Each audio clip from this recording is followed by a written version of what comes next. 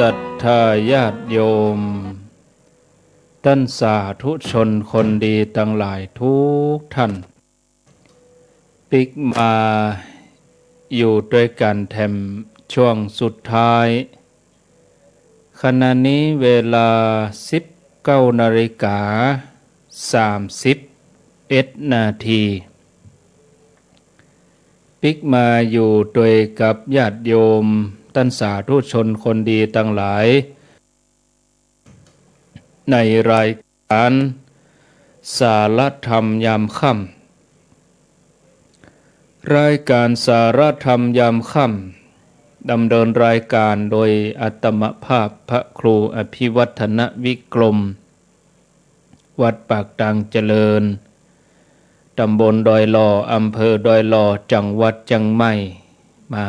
มาพบกับญาติโยมท่านสาธุชนคนดีทั้งหลายเป็นประจำทุกวันเสาร์แล้วก็วันอาทิตย์มาปะกันแถมเกิ่งชั่วโมงสุดท้ายต้อนรับญาติโยมที่รับฟัง 89.50 บ้านทุ่งเรดิโอแล้วก็ญาติโยมที่รับฟัง FM 106.50 ที่วัดบุญยวาสวิหารสถานีวิทยาลัยสงฆ์นครลำปางสถานีวิทยุวิทยาลัยสงฆ์นครลำปางมจรลำปางตั้งอยู่ที่วัดบุญยวาสวิหารแล้วก็ 94.50 แม่ขจารโมเดิร์นเรดิโอก็ต้องขออนุโมทนากับเจ้าหน้าที่ผู้อำนวยการสถานีที่รับสัญญาณนำรายการนี้ไปสู่ผู้ฟังต่างบ้านมนุษย์เฮากู้ชาติกู้ศาสนาล้วนปรารถนาให้โลกเกิดสันติสุขแต่บ่มีไผฮู้ว่าจะยะอย่างใดจนองค์พระสัมมาสัมพุทธเจ้าของเฮาพระองค์ได้ค้นพบว่าวิธีการที่จะยะให้เกิดสันติสุขได้นั้นทุกคนก็จะต้องเข้าถึงธรรมทุกคนต้องมีธรรมะเพราะธรรมะเป็นแหล่งกำเนิดของความสุขความบริสุทธิ์เป็นแหล่งของสติปัญญาเมื่อเฮาเข้าถึงธรรมะแล้วมนุษย์ทั้งหลายก็จะมีความคิดกำอูการกระทำที่ดีมีจิตใจที่เต็มเปี่ยมด้วยเมตตาปรารถนาดีต่อกันมีการแบ่งปันซึ่งกันและกันญาติโยมองค์พระสัมมาสัมพุทธเจ้านั้นพระองค์ทรงตรัสไว้ในสติปัฏฐานสูตรความว่าหนทางนี้เป็นหนทางสายเอกเพื่อความบริสุทธิ์ของหมู่เหล่าสัตว์ทั้งหลายเพื่อล่วงความโศกเพื่อล่วงความปริเทวะเพื่อความดับสูญแห่งโทมนัสเพื่อบรรลุธรรมที่ถูกต้องเพื่อทำพระนิพพานให้แจ้งหนทางสายนี้คือสติปัฏฐานสี่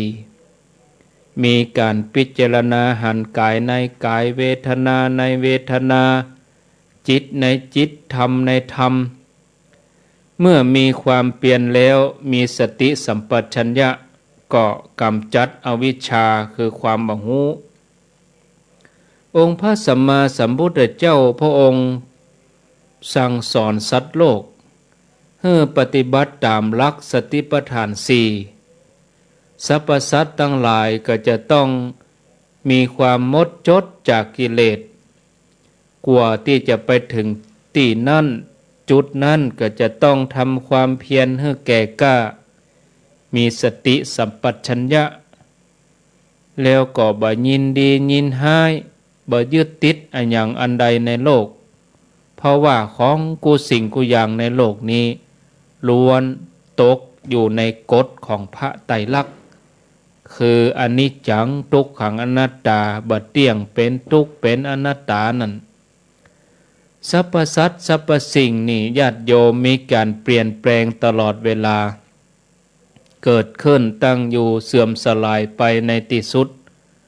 บ่ว่าจะเป็นคนสัตว์สิ่งของล้วนตกอยู่ในสภาพอย่างนี้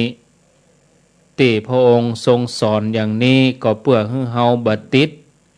บ่ยึดมั่นถือมั่นจะได้ละได้วางปล่อยลุดปล่อยพ้นเข้าหาสิ่งที่เป็นความจริงญาติโยมท่านทั้งหลายพระองค์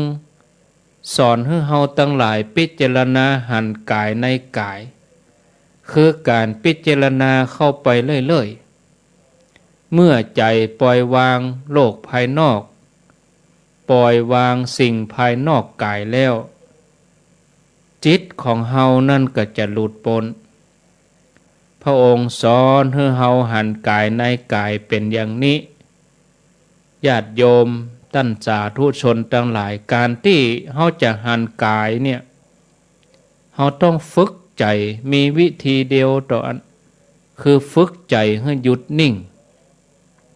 จะต้องมีสติกำกับสติตั้งมั่นเป็นสมาธิเหมือนเจ้าแคว้นกุลุในสมัยพุทธกาล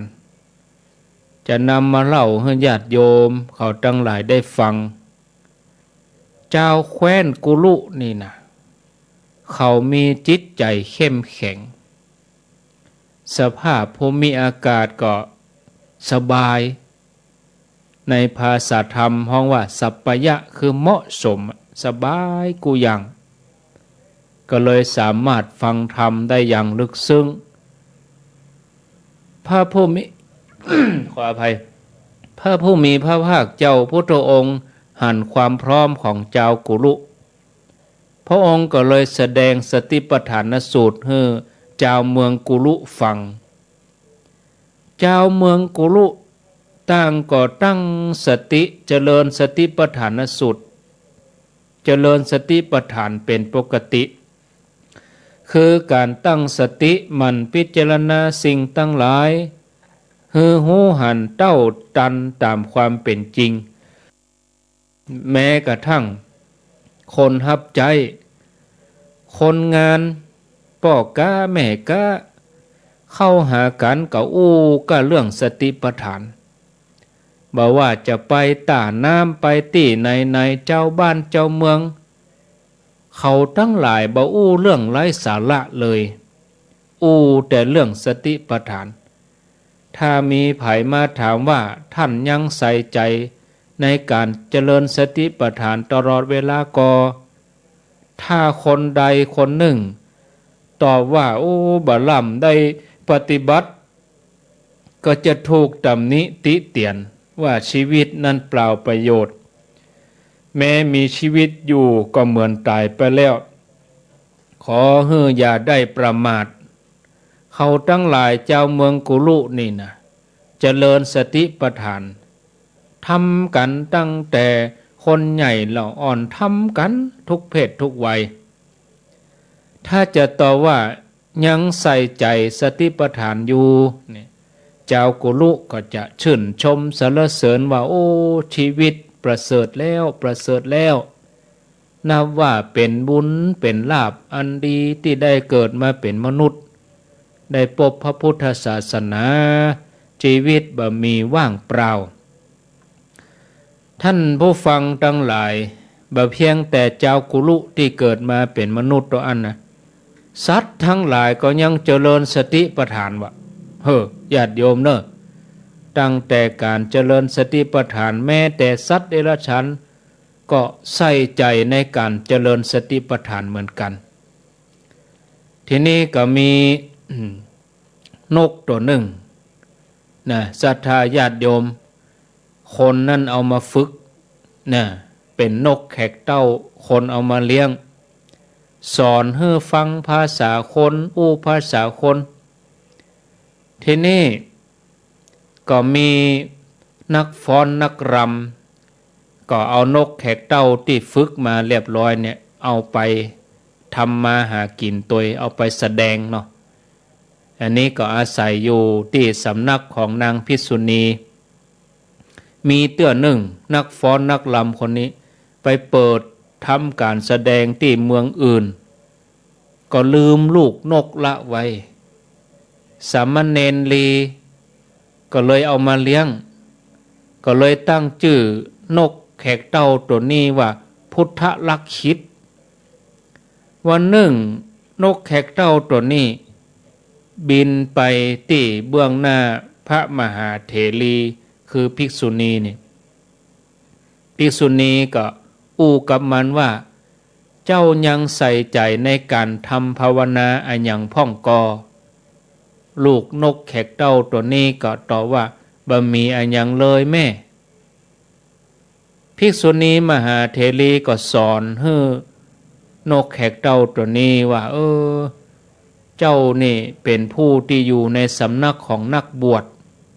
จะปล่อยตัวปล่อยใจนั่นคงจะบ่สมควรให้เอากรรมนี่ไปภาวนาเนอะเขาจะสอนเจ้าจะฮับเอาก่อกรรมภาวนาที่เขาจะบอก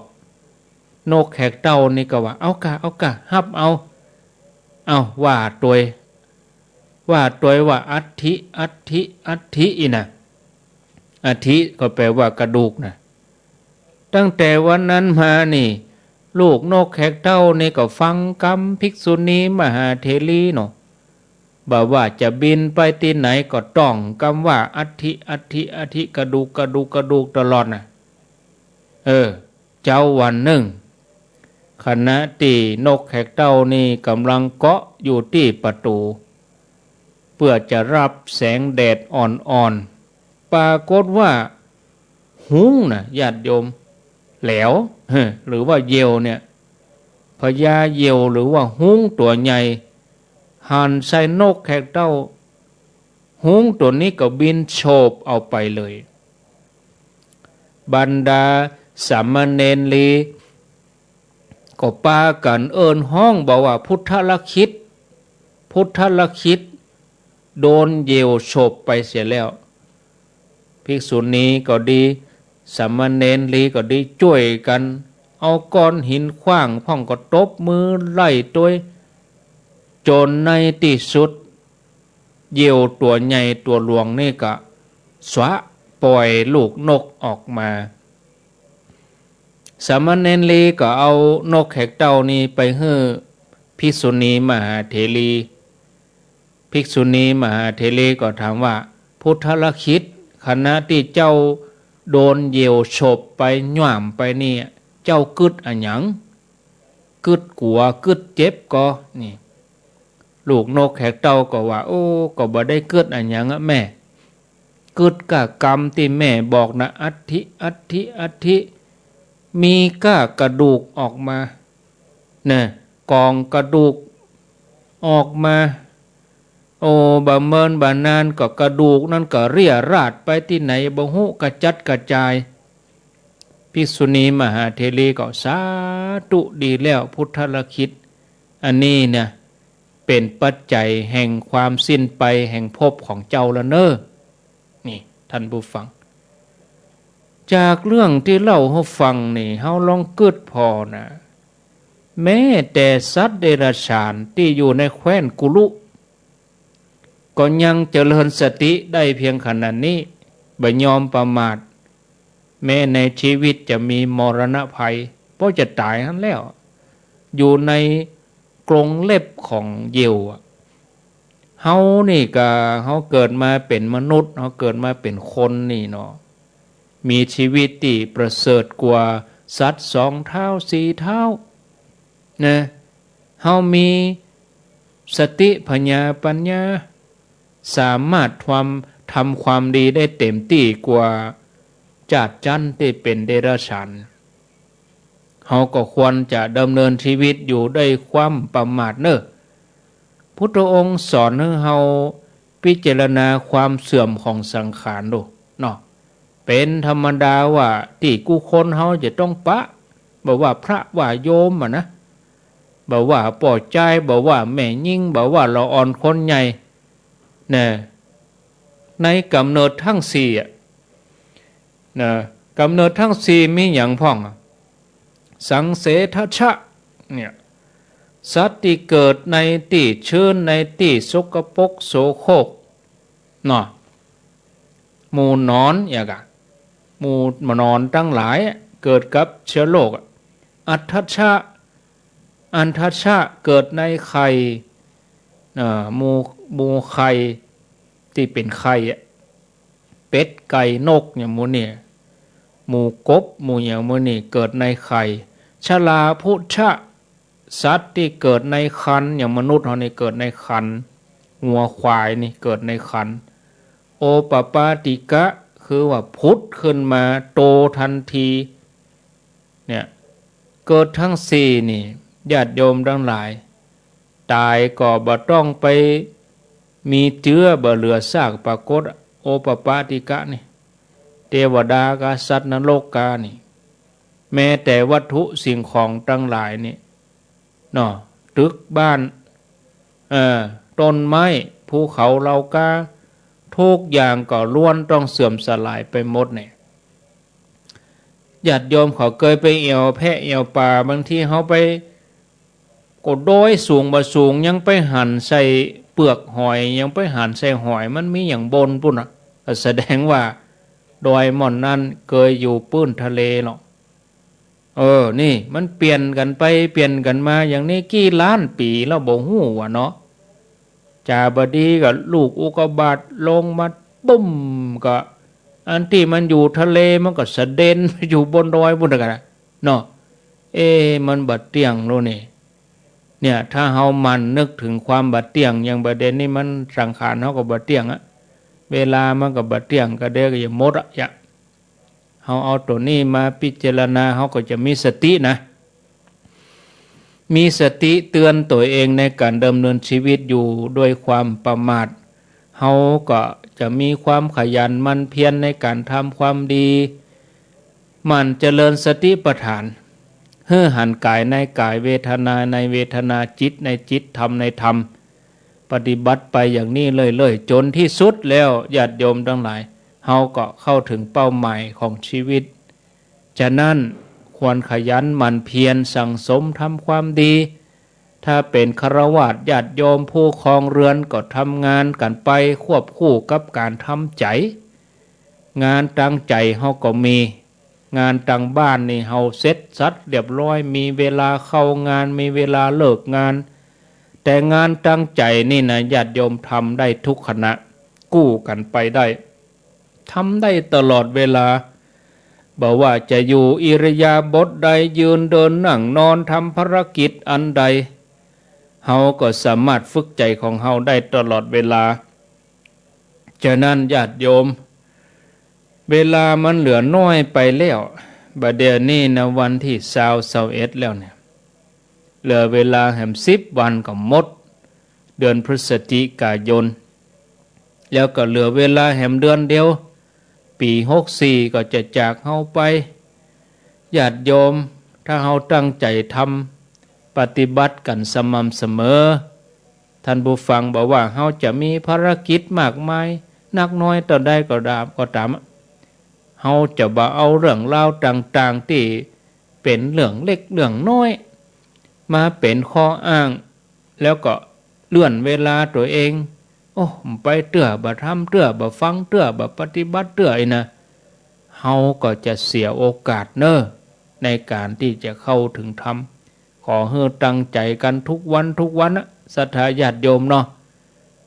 พอสมควรแก่เวลาพอดีกับเวลานะ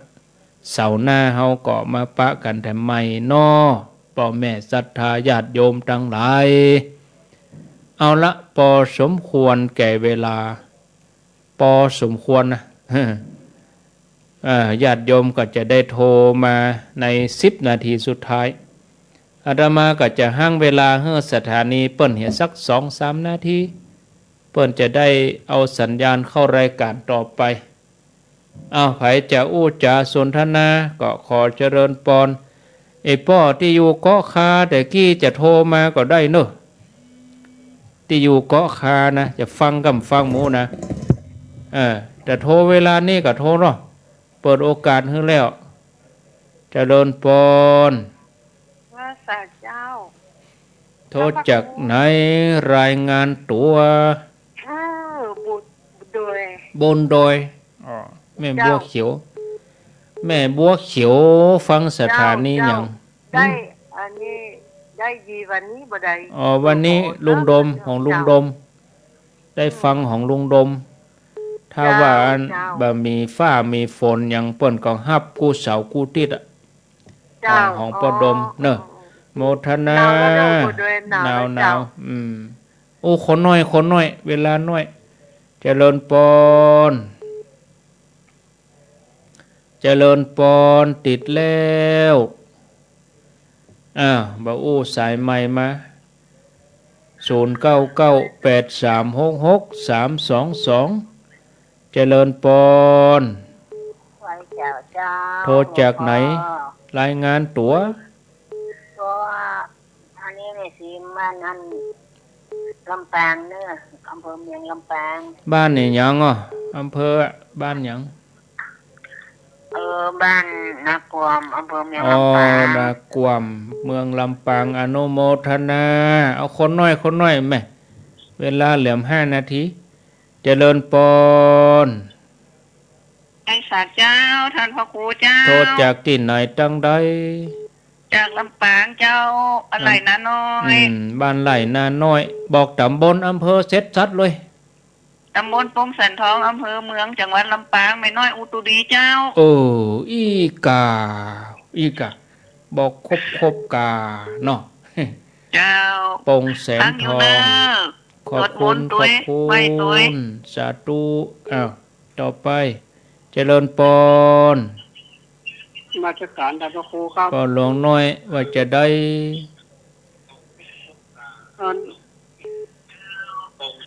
คำว่าพระอธิการกับเจ้าอธิการเนี่ยมันต่างกันจะได้ครับเจ้าอธิการคือเป็นเจ้าคณะตำบล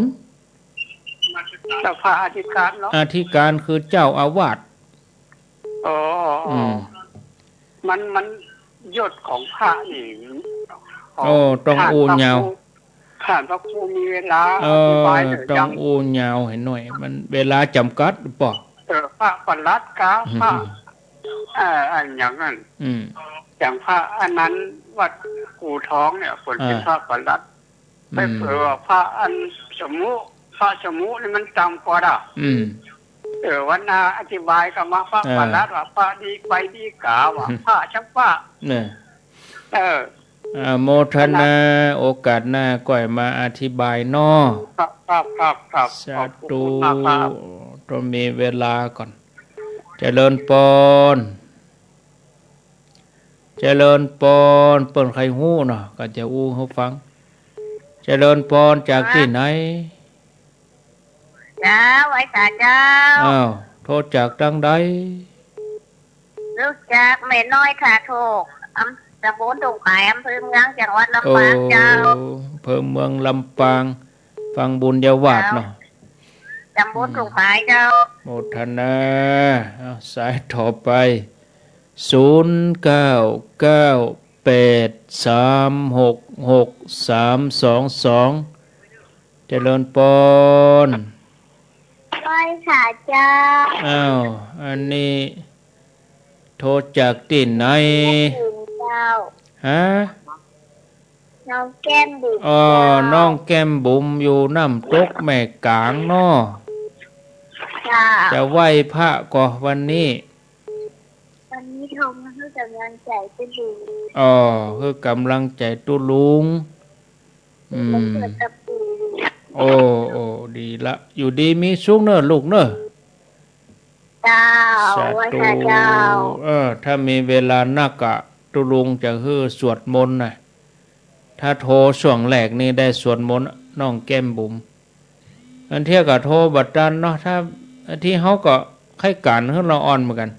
ถ้าเป็นวันเสาร์เนาะช่วงที่2ถ้าเป็นวันเสาร์วันติดให้เราอ่อนโทรให้ดีแต่อินดูเขาอะเขาบัดดันปะอุ้ยแม่อุ้ยเจริญปอนชากาแฟกิน104เจ้าชากาแฟ104วันนี้เปิดฮับช่วงที่2นี่ก็นี่ตันได้ฟังตั้งแต่เวลาใดมาแล้วมันจะขี้เนี่ยกับสลับกันนะ 904กับ96ไป เอ เจ้า อสับไปสับมาจ้าอนุโมทนา700 ปี อยู่เจียงใหม่ เมืองเจียงใหม่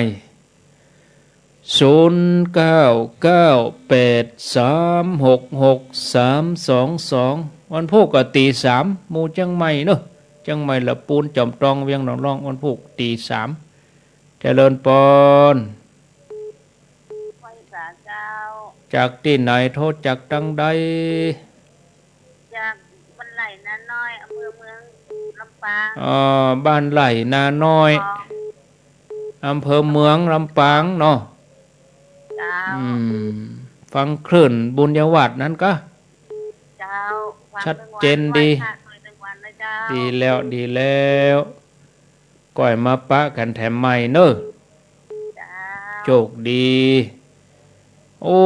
พี่น้องทางลำปางเปิ้นก็เริ่มฟังกันนักขึ้นเริ่มกลมเกลียวเริ่มเป็นเกลียวเดียวกันละเนาะเอาจะได้เชื่อมเครือข่ายปลายปีพุ่นเนอะจะได้ไปเยี่ยมไปแอวหาจะไปสวดมนต์ข้ามปีที่ลำปางหนา ไปนอนปูนคืนเตดเฮือแหมวันที่อุทยานสุนทรมุนีฮันเนอร์31 ธันวาคม 1 มกราต้อนรับปีใหม่เจริญปอนท่านปู่เจ้าโทษจากที่ไหนแม่สีกูลสันทุระบ้านหนองรองตำบลมันเป้าเพิ่มเมียงจากวัดลำปางแน่เมียงลำปางมาแถมแล้วเนาะโอ้โหก่อนฟังกันนักกันหลายโลม่วนอกม่วนใจยินดีเนอะสาธุเอาละเนาะเอาแต่อีกคนก็เดี๋ยวเปิ้นจะตัดสัญญาณไปแถมรายการอินดูเนอะอินดูสายสุดท้ายมาอินดูเปิ้นเจริญปอนอินดูเนอะใจโว้ยโทษจากไหนโทษจากไม่คือนะเจ้าแม่คือโดยสเก็ตเนาะสวัสดีจบก่อนลาเพกก่อนช่วงที่2นี่ก็ฟังท่านอาจารย์วรรณชัยชยานันโทวัดพุทธศรีคีรีอำเภอจอมทองเชียงใหม่อาตมาลาไปก่อนอายุวโนสุขังปลัง